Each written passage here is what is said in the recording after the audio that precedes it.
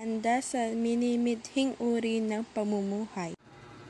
Isang taon na lang, senior high school ka na. May mahalagang angkop na track o stream sa SHS. Higit na madali dahil napagtakda ka na ng iyong mithiin at mayroon ka ng mga hakbang bilang paghahanda sa minimithing uri ng pamumuhay. Ang pagsusuri sa kung ang isang profession ay technical, vocational o negosyo at kung ito ay isang key employment generator ay mahalaga sa pagtukoy kung alin ang pinakaangkop sa iyong mga minimithi at mga personal na salik tulad ng hilig, interes, kasanayan at kakayahan. Kung ikaw ay mas interesado sa paggamit ng kamay o technical na gawain, maaaring ang mga trabaho sa technical o vocational ay may mga angkop para sa iyo.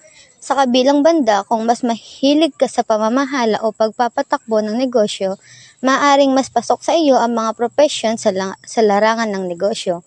Kapag tinitignan ang mga key employment generators, kadalasan ito ay may industriya na nagbibigay ng maraming trabaho at oportunidad sa isang ekonomiya.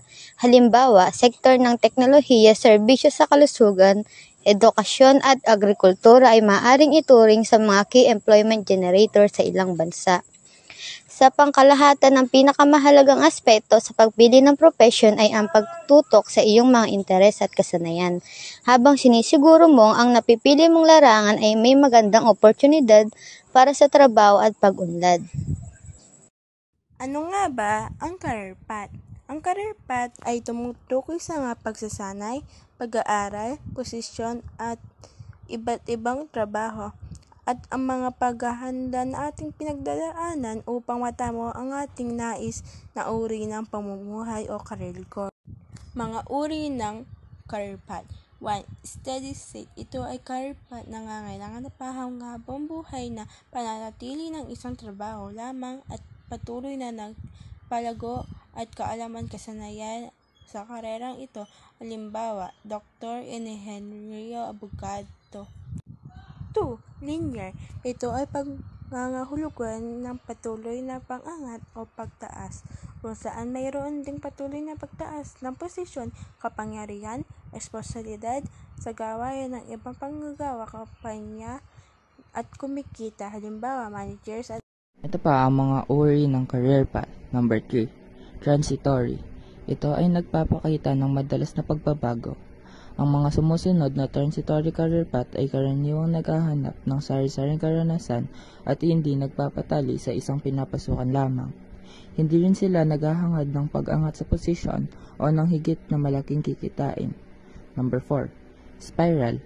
Ito ay nangangahulugan ng regular na pagbabago, kadalasan ay sa loob ng 5 o 7 taon.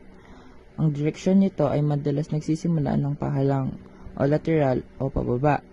Mga halimbawa nito ay ang isang business executive na nagpasyang magturo, ang abogadong naging doktor ng medisina, o ang isang dentista na muling nag-aral para maging nurse ay masasabing tumatahak sa spiral career path.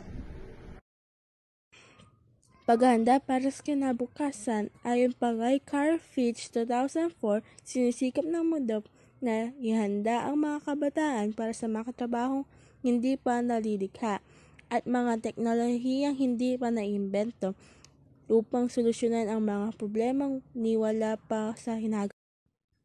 21st century skills ayon sa DepEd, kasanayan sa pagtuto at paggawa ng inobasyon. 2. Kasanayan sa pagkala at pagproseso ng impormasyon. 3. Life and career skills, pagiging bukas at kaayang makatugon sa mga pagbabago. Sa paggawa ng mabuting pasya. 1. Magkalap ng kaalaman. 2. Magnilay sa mismong aksyon. 3. Hingin ang gabay sa ang Diyos at isagawang pagpapasya. 4. Tayain ang damdamin sa napiling isasagawang pasya. 5. Pag-aralang mabuti ang pasya, maging bukas sa posibilidad na magbago ang pasya pagkatapos sa prosesong pinagdaanan. Kagawaran ng edukasyon. Ayon dito, ang mga kinakailangan mo raw na kasanayan para sa ika-21 siglo ay sumusunod: kasanayan sa pagkatuto at paggawa ng inobasyon, learning on innovative skills, nagbibilang at mapanuring pag-iisip, or a critical thinker. Thank you. Mabuhay!